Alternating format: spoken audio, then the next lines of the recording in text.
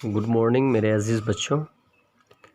آج کے اس ویڈیو میں چھٹی جماعت یعنی کلاس 6 سے مخاطب ہو رہا ہوں اردو ویاکرن کے ساتھ. یعنی اردو قواعد کی بات ہم یہاں کریں گے. جیسا کہ بچوں ہم نے اردو قواعد کی درجہ بندی، اردو قواعد کی تعریف سبھی پڑھ چکے ہیں کہ اردو قواعد کی تعریف بھی ہم پڑھ چکے ہیں، اردو قواعد کی درجہ بندی پڑھ چکے ہیں. آج ہم جو آموختہ ہے ہمارا، یعنی پچھلا جو ہم نے قواعد پڑھا ہے اس کو پھر سے نظر ثانی کرنے کے لیے میں یہ ویڈیو بنایا ہوں تاکہ بچے ویاکرن کو بھولے نہیں. ٹھیک ہے، تو چلیے اسٹارٹ کرتے ہیں. سب سے پہلے یہ جان لیں کہ قواعد کسے کہتے ہیں. کہتے ہیں کہ زبان کو صحیح طور پر بولنے، لکھنے، سمجھنے، سمجھانے اور پڑھنے پڑھانے کے لیے کسی ایسے اصول کی ضرورت ہوتی ہے جس کے وسیلے سے زبان کی صحت اور اس کی ادبی و لسانی خوبیاں اور اس کے محاسن سے پوری آگاہی ہو سکے.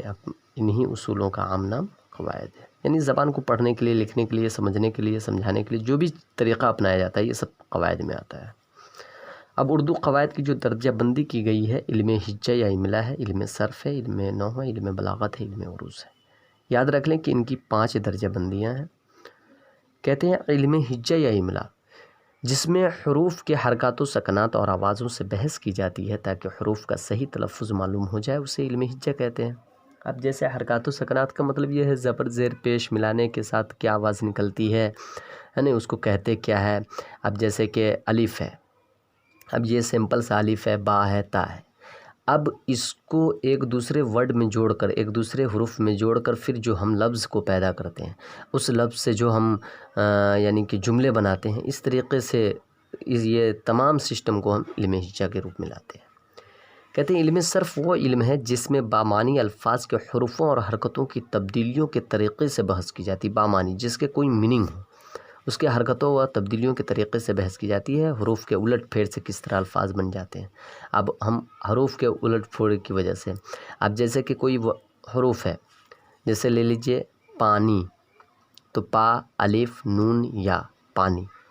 اب پانی کو ہم بہت طریقے سے ہم استعمال کر سکتے ہیں. پا، نون، یا، یعنی کہ پانی میں ہے، پا ہے، الف ہے، نون ہے، یا ہے. اب یہ پانی ہے تو یہ نہیں کہ صرف پانی چی بنے گا، یہ ان حروف سے نہیں، اس سے کچھ بھی ہو سکتا ہے، کچھ بھی بن سکتا ہے نہیں. آپ جیسے بنا کر کے دیکھ سکتے ہیں.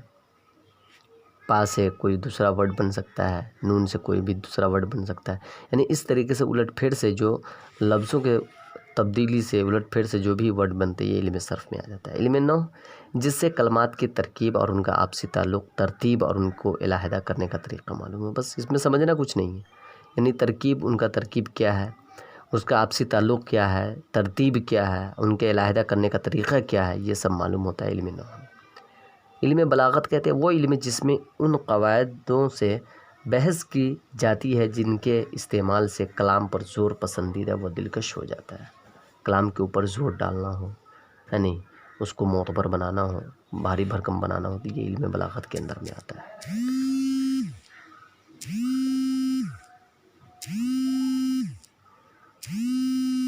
اسی طرح اب آتے ہیں اب علم بلاغت. اب علم بلاغت کہہ رہے ہیں کہ وہ علم ہے جس میں ان قاعدوں سے بحث کی جاتی ہے جن کے استعمال سے کلام پر زور پسندیدہ و دلکش ہو جاتی ہے.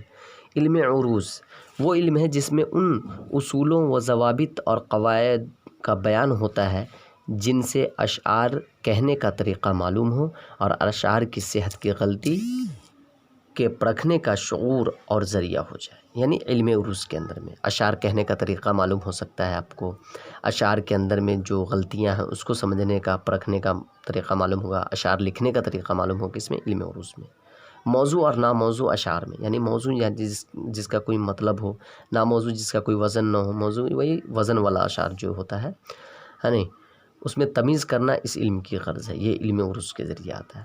تو بچوں مجھے امید ہے کہ آپ سبھی بچے اس بات کو سمجھ گئے ہوں گے. تو یہ میرا جو اصل مقصد جو تھا یہ علم اس ویڈیو کو بنانے کا، تاکہ بچے نہیں پہلے جو پڑھے ہوئے جو بھی چیزیں ہیں اس کو بغور سننے کے لیے، اس کو سمجھنے کے لیے میں نے یہ ویڈیو بنایا ہے. انشاءاللہ پھر اجازت دیجیے، اگلے ویڈیو میں آپ سے بات کروں گا. جب تک کے لیے اجازت دی، خدا حافظ، فی امان اللہ۔